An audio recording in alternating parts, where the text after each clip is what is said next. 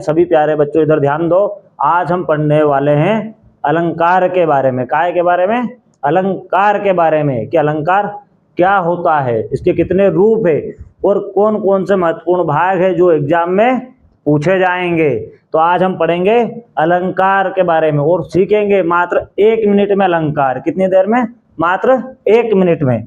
तो आप सब लोग आइए मेरे साथ और सीखते हैं मात्र 1 मिनट में अलंकार। तो सबसे पहले तो कि अलंकार, क्या अलंकार होता क्या है यह शब्द? तो अलंकार का अर्थ होता है आभूषण। क्या होता है? आभूषण। जैसे एक व्यक्ति अपने शरीर को सजाने के लिए, कोई महिला अपने शरीर को सजाने के लिए आभूषण गहने पहनती है, उसी प्रकार काव्य को की सुंदरता बढ़ाने के लिए या काव्य को सजाने के लिए अलंकार का प्रयोग किया जाता है।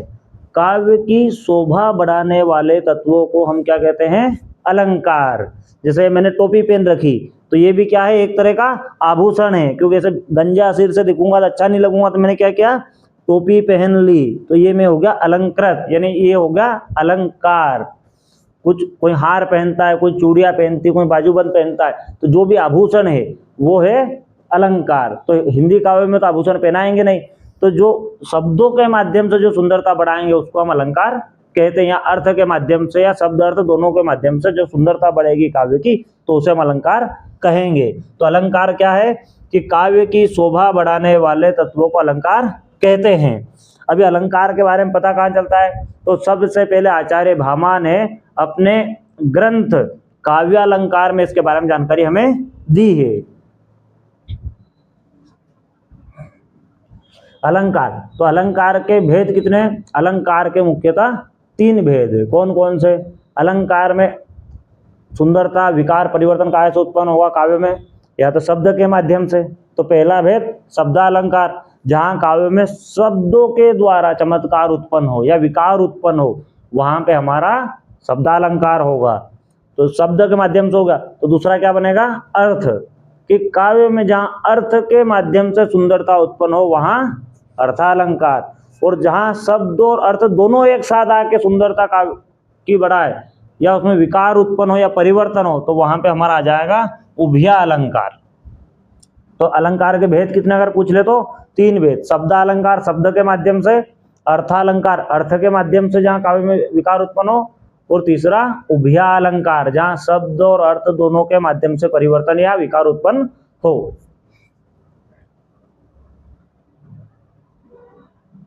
तो हम पढ़ेंगे सबसे पहले उपमा अलंकार। कौन सा? उपमा अलंकार। तो प्यारे बच्चों, उपमा का अर्थ होता है तुलना करना। क्या होता है? तुलना करना, या तो कि तुलना अलंकार। तो कैसे पहचानेंगे? जब किसी व्यक्ति वस्तु के गुण की तुलना किसी दूसरे व्यक्ति वस्तु के गुण से की जाए, वहां क्या होगा? उपमा अलंकार। क्या रहेगा? उपमा अलंकार। तो क्या है कि जब किसी वस्तु, व्यक्ति या भाव की तुलना सासी, समान, सदृश जैसे शब्दों के माध्यम से द्वारा किसी दूसरे वस्तु से की जाए, वहां उपमा अलंकार होता है। उदाहरण देखिए कि उसका मुख चंद्रमा के समान सुंदर है, तो यहाँ क्या कर दी? गुण की तुलना कर दी। कौन से गुण की? मुख की। काय से? चंद्रमा की सुंदरता से। काय से? चंद्रमा की सुंदरता से। तो उसका मुख चंद्रमा की तरह सुंदर है, उसका चेहरा चंद्रमा की तरह सुंदर है। चंद्रमा के गुण से तुलना करी, या कि उनके आकार से। चंद्रमा घटते बढ़ते रहते, तो उसका चेहरा घटता बढ़ता नहीं है। वह शेर सा वीर है या शेर सा बहादुर है। तो यहाँ शेर की गुण से तुलना करी, शेर के गुण बहादुरता, वीरता का गुण एक आम मानव में रहता, तो उसकी गुण की तुलना करी। काहे की करिए? गुण की। तो सीधा सा उपमा अलंकार कैसे पहचानोगे? कि जहाँ किसी व्यक्ति, वस्तु या उसके गुण की तुलना किसी दूसरे व्यक्ति, वस्तु से के साथ की जाए, तो जब तुलना की जाएगी तो वहां पे उपमा अलंकार होगा। दूसरा रूपक। पहले में क्या था? उपमा में तुलना करते गुण की, रूपक में हम उसे मान ही लेते, तुलना नहीं करते, दोनों को एक जैसा मान लेते। कि जहां उपमेय में उपमान का सीधा निषेध रहित आरोप कर दिया जाए, आरोप लगा दिया कि ये वही है, आरोप कर दिया जाए, अर्थात दोनों को एक ही मान ले। अभी क्या कर रहे थे? चंद्रमा से मुख की तुलना कर रहे थे, पर जब दोनों को एक ही मान लेंगे वहां पे क्या जाएगा, रूपक अलंकार। जो चरण कमल की वंदना करो, मतलब जो यहाँ चरणों को कमल ही मान लिया है कि चरण यानी पांव, चरण कमल मतलब पांव क्या है, कमल की तरह पांव है, एक ही मान लिया, गुण तुलना नहीं की कि जो चरण है वो कमल ही है, बात खत्म। तो जहां किसी व्यक्ति वस्तु को दूसरा मान ही लिया जाए बिना किसी विरोध के, निषेध के, वहां क्या हो जाएगा, रूपक अलंकार, कि उसका मुख चंद्र है। अभी हमने क्या पढ़ा था उपमा में, चंद्रमा के समान है, के समान आया तो क्या जाएगा, उपमा। पर जब मान लिया जाए उसको कि वही है तो रूपक अलंकार। तो इसकी परिभाषा क्या है कि जहां उपमेय में उपमान का सीधा निषेध रहित आरोप कर दिया जाए, अर्थात दोनों को एक ही मान लिया जाए, वहां पे रूपक अलंकार होगा। तो पहला हमारा उपमा, दूसरा रूपक अलंकार। तीसरा है उत्प्रेक्षा। उत्प्रेक्षा का मतलब होता है कि जबरदस्ती मनवा लेना। अभी तक तो हम मान रहे थे, तुलना कर रहे थे, उत्प्रेक्षा में जबरदस्ती मनवाना, वो उसके जैसा है कि नहीं है तुम तो मान लो। जैसे तुम्हारे घर वाले तुमको सीधा मानते हैं, तुम हो कि नहीं हो, जबरदस्ती मनवा देते कि हमारे बच्चे तो बहुत अच्छे। तो क्या है कि जहां किसी वस्तु में दूसरी वस्तु की संभावना या कल्पना की जाए वहां उत्प्रेक्षा अलंकार होता है। और उसको पहचानने की एक ट्रिक और भी, कि जहां किसी भी पंक्ति में मानो, मनु, जानो, जनु, मानो की आदि ऐसे शब्द आए, वहां पे क्या, उत्प्रेक्षा अलंकार। जैसे कि मानो झूम रहे तरुबी मस्त पवन के झोंकों से, मान लो चाहे वहां पेड़ है कि नहीं है। जैसे अपना गणित में क्या कहते हैं कि मानो की वो संख्या एक से है, तो जो संख्या मान ली एक से, वो कौन से अलंकार में, उत्प्रेक्षा अलंकार में। जैसे उसका मुख मानो चंद्रमा हो, मान लो चाहे वो काला कलूटा हो, पर मान लो कि चंद्रमा के समान उसका मुख है। बादल ऐसे गरज रहे कि मानो सिंह दहाड़ रहा। तो बादल जब गरजते हैं तो कैसा प्रतीत हो रहा, मान लो कि शेर की तरह दहाड़ रहे हैं। तो जहाँ जबरदस्ती मनवा दिया जाए, वो है कि नहीं उससे कोई मतलब नहीं है, जैसे तुम मनवाते हो तुम्हारी वाली को। अगला है मानवीकरण। मानवीकरण सीधा सा अर्थ है कि किसी निर्जीव वस्तु को, प्रकृति को, पेड़ पौधे, पत्थर को मानव के कार्य करते हुए दिखाना। ये जो मानव जो कार्य करता है वो कार्य निर्जीव वस्तु से करवाना, तो वहां उस वस्तु का मानवीकरण कर दिया जाता है। क्या कर दिया जाता है, मानवीकरण कर दिया जाता है। तो क्या है मानवीकरण अलंकार, कि जहां निर्जीव वस्तुओं, प्रकृति या पशु पक्षियों को मनुष्यों के समान कार्य करते हुए दिखाई दिया जाए, वहां मानवीकरण अलंकार होता है। जैसे नदी मुस्कुरा रही है, तो नदी मुस्कुरा नहीं सकती, फिर भी अगर नदी बह रही है, बहुत अच्छी है, तो कवि कल्पना कर रहा है कि नदी मुस्कुरा रही है। हवा गुनगुना रही है, कि हवा गीत गा रही है, तो हवाएं गाती नहीं, फिर भी कवि कल्पना कर रहा है कि हवाएं गा रही है। तो वहां क्या कर दिया गया, हवा को मुस्कुराना, किसकी, कौन मुस्कुराता है, इंसान, मानव, तो उसका मानवीकरण कर दिया गया। तो जहां किसी लाइन में कोई कर्म है और निर्जीव वस्तु के द्वारा करवाया जा रहा है, इंसानों के द्वारा किए जाने वाला कर्म, तो वहां मानवीकरण अलंकार होता है। अतिशयोक्ति अलंकार। अतिशयोक्ति अलंकार अगला आपका। अतिशयोक्ति अलंकार सीधी सी बात, किसी भी बात को बहुत बड़ा चढ़ा के जब वर्णन किया जाएगा, किसी पंक्ति का, नाम से स्पष्ट है अतिशयोक्ति अलंकार। अतिशयोक्ति अलंकार, अति है ना अत्यधिक, शोक्ति है ना उक्ति, बात, और पंक्ति है ना एक लाइन, मतलब कोई सी ऐसी बात जो अधिकतर बड़ा चढ़ा के मानव मर्यादाओं का, लोक मर्यादा का उल्लंघन करके कोई बात कही जाए, वहां अतिशयोक्ति अलंकार होता है। तो परिभाषा क्या है कि जहां किसी वस्तु, व्यक्ति, गुण या घटना को, जिसको घटना घटी हो, का वर्णन वास्तविकता से बड़ा चढ़ा के कर दिया जाए, वहां पे कौन सा होगा, अतिशयोक्ति अलंकार होगा। उदाहरण कैसे कि हनुमान ने एक ही छलांग में समुद्र पार कर लिया। कि जब हनुमान जी सीता माता की खोज करने के लिए गए थे, तो जब समुद्र आया लंका और हनुमान जी के बीच में, भारत और श्रीलंका के बीच में समुद्र है, उसे हनुमान जी ने एक ही छलांग में पार कर लिया। या यूं कहें कि उसकी आवाज सुनकर पूरा आसमान गूंज उठा। मतलब कोई व्यक्ति अगर चिल्ला रहा है या बोल रहा है, गुंजायमान कर रहा है अपनी आवाज, तो पूरा आकाश थरथरा गया, गूंज गया। तो ये बड़ा चढ़ा के बताया गया है। या अपने हल्दी घाटी की कविता कि पड़ी अचानक नदी है पार, घोड़ा कैसे उतरे पार, राणा ने सोचा इस पार, तब तक चेतक था उस पार। तो यहाँ भी चेतक की वीरता को बड़ा चढ़ा के वर्णन किया गया है। तो अतिशयोक्ति का सीधा सा मतलब कि जहां कोई बात बड़ा चढ़ा के बताई जाए, जैसे तुम तुम्हारे दोस्तों के सामने बड़ी बड़ी फेंकते हो, बड़ी बड़ी हाँकते हो, तो वो सब अतिशयोक्ति में आ जाती है। अगला है संदेह अलंकार। संदेह मतलब किसी पे शक करना, कोई सी ऐसी पंक्ति जहां तुम्हें शक हो जाए, संदेह हो जाए, वहां पे संदेह अलंकार। कि जहां किसी वस्तु या व्यक्ति के विषय में दो या दो से अधिक वस्तुओं का संदेह उत्पन्न हो जाए, निश्चित निर्णय ना हो कि ये है कि नहीं है, जहां संदेह वो निर्णय नहीं कर पाए, वहां पे संदेह अलंकार। तो क्या ये मुख है अथवा चंद्रमा, यहाँ कवि को संदेह हो रहा है कि ये सामने जिसे मैं देख रहा हूं ये किसी का चेहरा ही है कि चंद्रमा को देख रहा हूं, तो ये क्या हो गया, कवि को संदेह हो गया। क्या हुआ, संदेह, क्लियर नहीं है अभी कुछ भी कि मुख है कि चंद्रमा। तो जहां क्लियर ना हो कोई बात, सिर्फ संदेह हो, तो वहां पे संदेह अलंकार। जैसे तुम्हारे घर वाले तुम पे शक करते होंगे, पिताजी शक करते हैं बेटे पे कि मेरा बेटा शराब पीता हुआ के नहीं पीता, सिगरेट पीता है कि नहीं पीता, तो ये क्या है, एक संदेह है। अभी उनने अंतिम निर्णय पे नहीं पहुंचे, अगर पहुंच जाएंगे तो उसका परिणाम फिर तुमको पता है क्या होना है। तो जहां संदेह हो, क्या हो, संदेह हो, तो वहां संदेह अलंकार। यह मोती है या ओस की बूंदे, यहाँ कवि को ओस की बूंदे जो बिखरी हुई है जमीन पे, उसे देख के भ्रम हो रहा है कि ओस की बूंदे के मोती है, भ्रम में जी रहा है अभी। तो जहां भ्रम हो, संदेह हो, परिणाम पे ना पहुंचे, वहां पे संदेह अलंकार। सांग रूपक अलंकार, जहां किसी वस्तु पर दूसरी वस्तु का उसके सभी अंगों सहित आरोप किया जाए। क्या किया जाए, जैसे अभी हमने उपमा रूपक में देखा कि गुण की तुलना कर रहे थे तो मान रहे थे, तो सिर्फ शरीर के एक भाग को, जैसे खाली मुख है तो मुख, चरण कमल है तो सिर्फ चरणों की बात ही। पर जहां रूपक में क्या होता कि मान रहे थे सिर्फ एक अंग को, पर जब सांग रूपक आएगा तो संपूर्ण शरीर की तुलना की जाएगी। क्या की जाएगी, शरीर के सभी भागों की तुलना किसी व्यक्ति वस्तु या और किसी भाव से या गुण से संपूर्ण तुलना की जाए प्रत्येक अंग की, तो वहां सांग रूपक अलंकार है। क्या है कि उसका मुख चंद्र है, मतलब मुख कैसा है, चंद्रमा के समान है। नेत्र कमल है, और नेत्र कैसे हैं, कमल के पुष्प के जैसे हैं। और केस मेघ है, केस कैसे हैं, सिर के बाल इतने काले हैं जैसे काले मेघ हो, बादल हो, जैसे बारिश के समय काले बादल छा जाते हैं, तो बाल कैसे हैं, बादल।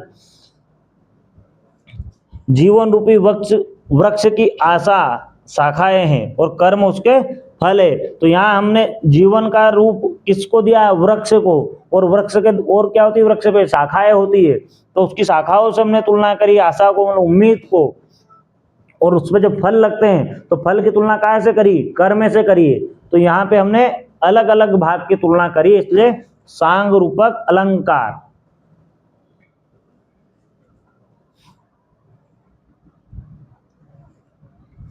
अभी हमने पढ़ा था संदेह अलंकार, जहां पे संदेह हो रहा था, क्लियर नहीं था, उसी से मिलता जुलता है भ्रांतिमान। यहाँ पे हमें किसी वस्तु व्यक्ति का भ्रम हो जाता है और हम उसे वो मान लेते हैं। क्या कर लेते हैं, मान लेते हैं। तो जहां समानता के कारण एक वस्तु को दूसरी वस्तु समझ लिया जाए, वहां भ्रांतिमान अलंकार होता है। मतलब जहां हम एक वस्तु को दूसरी वस्तु मान लेते हैं पर वो होती नहीं, हमें भ्रम हो जाता है। जैसे हम किसी को दूर से आते हुए देखते हैं कि यार कौन आ रहे, या पिताजी आ गए, कि सर आ रहे, कि दोस्त मित्र आ रहा हमारा, तो हमें भ्रम होता है, बल्कि वो आता है एक्चुअल में वो नहीं होता। तो जहां भ्रम उत्पन्न हो जाए, हम उसको मान ले, वहां भ्रांतिमान अलंकार।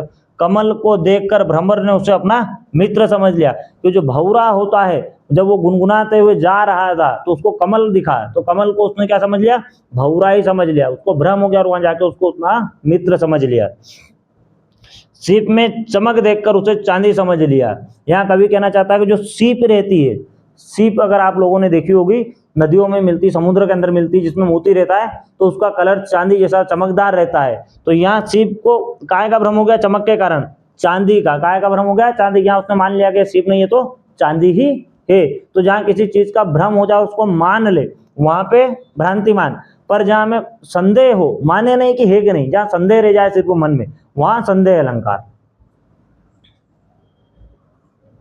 अगला विरोधाभास अलंकार। क्या है, विरोधाभास। विरोधाभास मतलब कोई सी बात कहे और उसका विरोध लगे, क्या लगे, विरोध लगे, बात कह रहा है पर उसका अपने को लग रहा है विरोध, जब तक हम उसका अर्थ नहीं देखेंगे। तो जब किसी वाक्य को पढ़ने पर पहले विरोधाभास लगे लेकिन अर्थ समझने पर विरोध समाप्त तो हो जाए, तब विरोधाभास अलंकार होता है। मतलब अगर हम पढ़ेंगे तो ऐसा लगेगा क्या कह रहा है, कुछ अच्छी बात नहीं बोल रहा, पर जब उसका अर्थ समझेंगे तो उसका अर्थ अलग निकलेगा, मतलब उसके पक्ष में निकलेगी। जैसे मीठी मीठी गालियां सुनकर वो प्रसन्न हो गया, तो भाई गालियां सुन के कोई प्रसन्न क्यों होगा, और गालियां मीठी तो होती ही नहीं है, कड़वी होती है गाली तो। पर ये क्या है, एक दूसरे का विरोध है परस्पर, कि गाली और मीठी, तो यहाँ गाली और मीठा एक दूसरे के विपरीत लगते हैं, परंतु प्रेम पूर्वक जब आप मित्रता में किसी अपने मित्र को बोलते हैं, किसी अपने दोस्तों से अपन बात करते हैं, या पति पत्नी जब बात करते हैं, प्रेमी प्रेमिकाएं जब बात करते हैं, तो एक दूसरे को चिढ़ाते हैं, जिसमें हम अपशब्दों का प्रयोग भी करते हैं और भी कुछ ऐसी बात बोल देते हैं जो आम मनुष्य देखेंगे तो उनको बोलेगा क्या बोल दिया, पर उनको पता आपस में कि ये प्रेम भरी बातें हैं। वो रोते रोते हंस पड़ा, मतलब रोना और हंसना दोनों अलग अलग क्रिया है, तो संभव ही नहीं है कि ऐसा हो पाएगा। पर जब ऐसी बात आए और उनका अर्थ अलग हम निकालेंगे, तब वहाँ विरोधाभास अलंकार होगा। जैसे एक शब्द है मीठा दर्द, तो दर्द मीठा हो ही नहीं सकता, पर मीठा दर्द कब रहता है, इसका अर्थ समझेंगे। काय का मीठा दर्द, तो मीठा दर्द कब होता है, जब हमारे पाँव में कांटा लग गया और हम कांटा निकालते हैं, तो दर्द तो होता है, पर वो हमें कैसा लगता है, उस कांटे के दर्द से छुटकारा मिलेगा तो दर्द मीठा लगता है। एक माँ जब पुत्र को जन्म देती है या पुत्री को जन्म देती है, तब माँ को बहुत पीड़ा होती है, परंतु उसमें भी माँ आनंद का अनुभव करती है। तो वहां क्या हो गया, विरोधाभास अलंकार, कि जब कोई बात विरोध में कही जाए परंतु उसका जब अर्थ निकाले तो वो पक्ष में निकले, वहां पे विरोधाभास अलंकार होगा। व्यतिरेक अलंकार, अगला अलंकार है हमारा व्यतिरेक अलंकार। अभी हमने पढ़ा था सबसे पहले उपमा, जहां उपमा की जा रही थी, रूपक में मान लिया जा रहा था, पर व्यतिरेक में कहा है कि जब हम किसी व्यक्ति वस्तु के गुण की तुलना जिस वस्तु से करेंगे, इसको हम उससे भी ज्यादा मान लेंगे, कि जब तुलना करते समय कहा जाए कि उपमेय उपमान से भी अधिक श्रेष्ठ है। क्या है, अधिक श्रेष्ठ है। जैसे कह दिया जाए कि वो शेर सा बहादुर है या शेर की तरह ताकतवर है, तो क्या हुआ, उपमा हो गई। पर ये कहते हैं कि उसमें तो शेर से भी ज्यादा ताकत है, तुलना तो शेर से करे, पर क्या कहा है कि उसको तो शेर से भी उसमें अधिक बल है।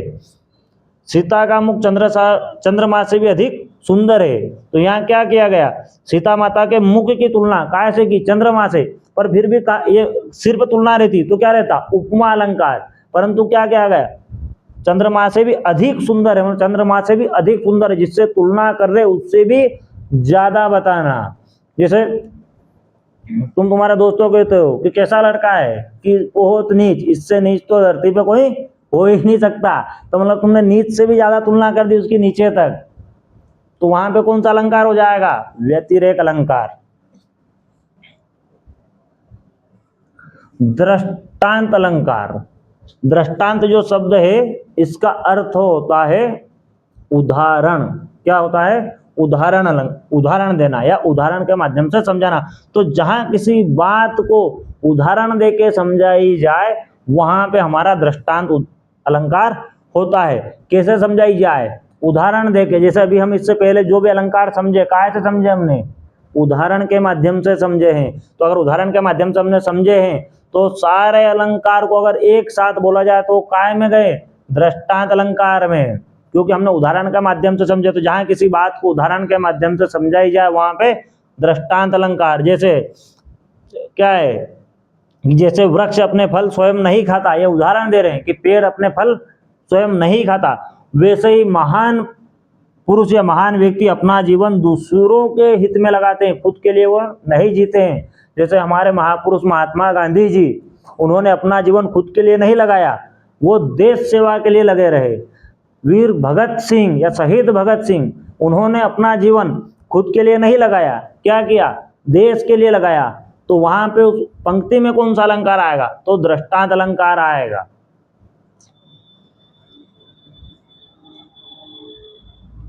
अगला है हमारा विशेषोक्ति अलंकार। कौन सा, विशेषोक्ति अलंकार। ये सब तुम्हारे लिए है, तुम सब इसके उदाहरण हो एक तरफ से। कोई कोई बच्चा छूटेगा, अपवाद निकलेगा कि जब किसी कार्य के होने का पूरा कारण मौजूद हो फिर भी वो कार्य ना हो तब विशेषोक्ति अलंकार होता है। विशेषोक्ति मतलब विशेष है, ये क्या है कि सब कारण उपलब्ध है फिर भी काम नहीं हो रहा। क्या नहीं हो रहा? किताब है, कॉपी है, स्कूल भी जा रहे हैं, ऑनलाइन पढ़ने की सुविधा भी है, पढ़ने का मन भी है, फिर भी पढ़ाई नहीं कर रहे। तो ये जो पंक्ति आपके साथ हो रही है, आप पढ़ाई नहीं कर रहे हो या पढ़ रहे हो तो याद नहीं हो रहा है, सारी चीज मौजूद है फिर भी याद नहीं हो रहा, तो वहां क्या आएगा? विशेषोक्ति अलंकार आएगा। मतलब कारण मौजूद होने के बाद भी कार्य का नहीं होना। इस जेब में पैसा रखा है पर नाश्ता नहीं कर पा रहे, होटल भी सामने है। क्या कि मेघ खूब बरसे फिर भी धरती की प्यास बुझी नहीं, तो भाई जब बारिश हो जाएगी तो फिर कैसे क्या संभव है कि प्यास ना बुझे? तो जब कारण होने के बाद भी कार्य नहीं हुआ, कार्य क्या था? प्यास थी, वो कारण बारिश, तो जब वर्षा हो गई तो फिर कार्य प्यास तो बुझ जानी चाहिए पर नहीं बुझी, तो यहाँ कहा कौन सा अलंकार आएगा? विशेषोक्ति अलंकार। सूर्य निकल आया फिर भी उसके जीवन का अंधकार दूर ना हुआ। क्या नहीं हुआ? जीवन का अंधकार दूर नहीं हुआ। सूर्य भगवान निकल आया तो फिर धरती को उजाला ही उजाला हो गया, फिर भी कह रहा है कवि कि वो तो अंधकार में है, मन में अंधकार छाया हुआ है। तो ये हमारा हुआ विशेषोक्ति अलंकार के, जहां कारण के होते हुए भी कार्य का ना होना, तो वहां कौन सा अलंकार रहेगा? विशेषोक्ति अलंकार। अगला हम जो पढ़ रहे हैं ये आपके 10th 12th के सिलेबस में महत्वपूर्ण नहीं है, इनके उदाहरण वगैरह नहीं पूछे जाते, सिर्फ नाम ही पूछा जा सकता है कि उभय अलंकार के कितने भेद है। तो उसके दो भेद है। पहला भेद तो उभय अलंकार का ससृष्टि। कहाँ है? ससृष्टि उभय अलंकार। तो जब एक ही पंक्ति में दोनों प्रकार के अलंकारों को हो लेकिन दोनों अलग अलग पहचाने जाए, उभय अलंकार की परिभाषा क्या थी कि जहां शब्द और अर्थ दोनों के माध्यम से चमत्कार या विकार उत्पन्न हो। तो इसका पहला जो भाग है ससृष्टि, वो क्या कहता है कि जब पंक्ति में या काव्य में दोनों अलंकार हो और दोनों को अलग अलग पहचाना जा सके, तो वहां पे कौन सा अलंकार रहेगा? उभय अलंकार में संसृष्टि अलंकार या संसृष्टि उभय अलंकार। कैसे कि चारु चंद्र की चंचल किरणें खेल रही थी जल थल में, तो ये चा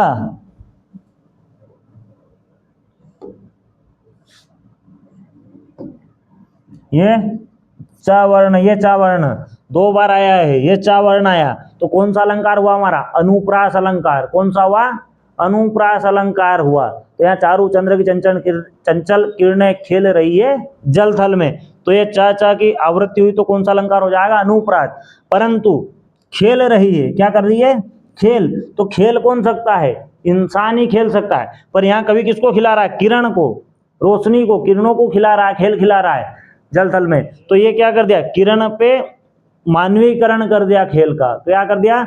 मानवीकरण। तो यहाँ पे कौन सा अलंकार हो गया? मानवीकरण अलंकार। तो यहाँ पर अनुप्रास और मानवीकरण अलंकार है, दोनों है, और दोनों को आसानी से पहचाना जा सकता है। अगर आसानी से हमने पहचान लिया तो उसको कहेंगे ससृष्टि उभय अलंकार।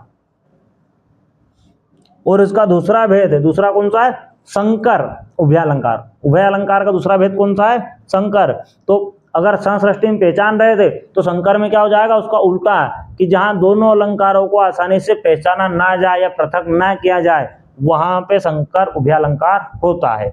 कि जब दोनों अलंकार आपस में इतने घुल मिल जाए कि अलग पहचानना कठिन हो, तब संकर उभय अलंकार होता है। क्या होता है कि सृष्टि में क्या है? पहचान जाते हैं आसानी से, पर संकर में पहचान नहीं पाएंगे आसानी से। क्या है? जैसे कनक कनक ते सो गुनी मादकता अधिका है, तो यहाँ पे क्या है? जो कनक कनक शब्द है, का वर्ण आया, तो इसको हम अनुप्रास भी कह सकते हैं। परंतु कनक और कनक, दोनों कनक का अलग अलग अर्थ निकलेगा। पहले कनक का अर्थ निकलेगा सोना और दूसरे का धतूरा।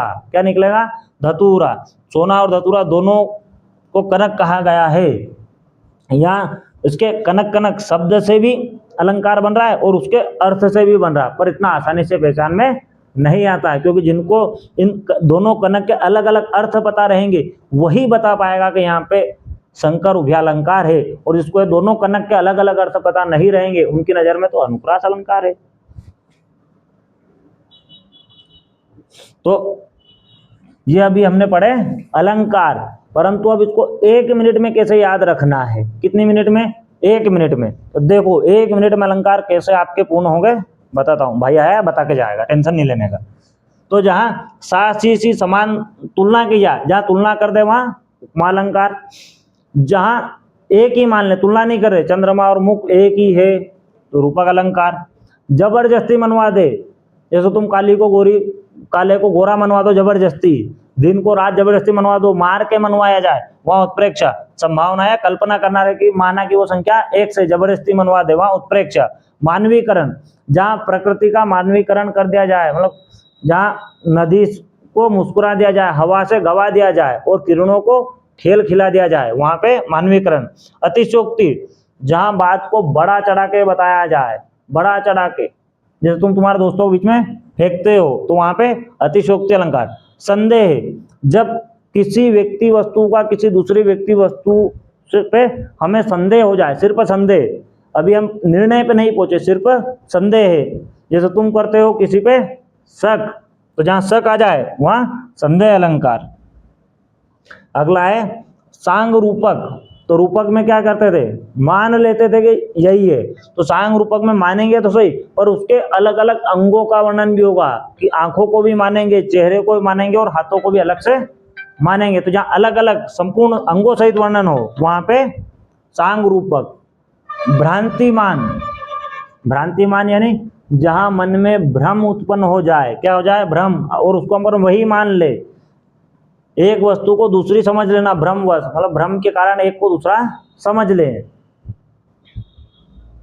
अगला विरोधाभास, जहां विरोध दिखाई दे पर वास्तव में विरोध ना हो, क्या दिखाई दे, विरोध। अगर पहली नजर में देखेंगे तो ऐसा लगेगा कि यार ये दोनों एक दूसरे के परस्पर विरोधी है, पर जब ध्यान से देखेंगे उसका अर्थ समझेंगे तो पता चलेगा कि विरोधी नहीं, ये दोनों तो एक ही है।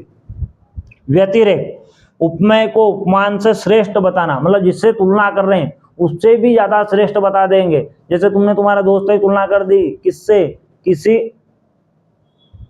अच्छे व्यक्ति से, पर आप कहोगे कि ये जितना अच्छा है ये नहीं, ये तो उससे भी अच्छा है।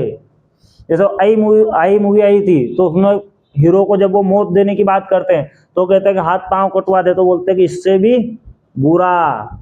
कहते हैं कि जलवा देते हैं तो वो बोलता है इससे भी बुरी मौत देंगे। फिर अंतिम में क्या होता है, उसके अंदर बैक्टीरिया डाल दिया जाता है, संक्रमण करवा दिया जाता है, आई बैक्टीरिया।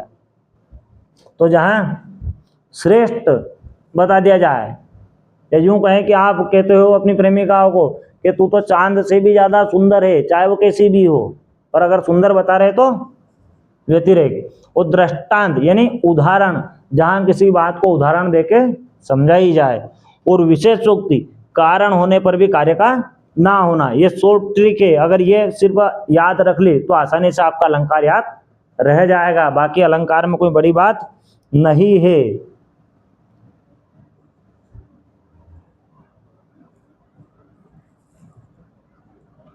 ठीक है बच्चों, तो आज हमने पढ़ा है अलंकार, या यूं कहे काव्य के आभूषण। तो जहां जो शब्द काव्य की शोभा बढ़ाते हैं, जो तत्व काव्य की शोभा बढ़ाते हैं, उन्हें हम अलंकार कहते हैं।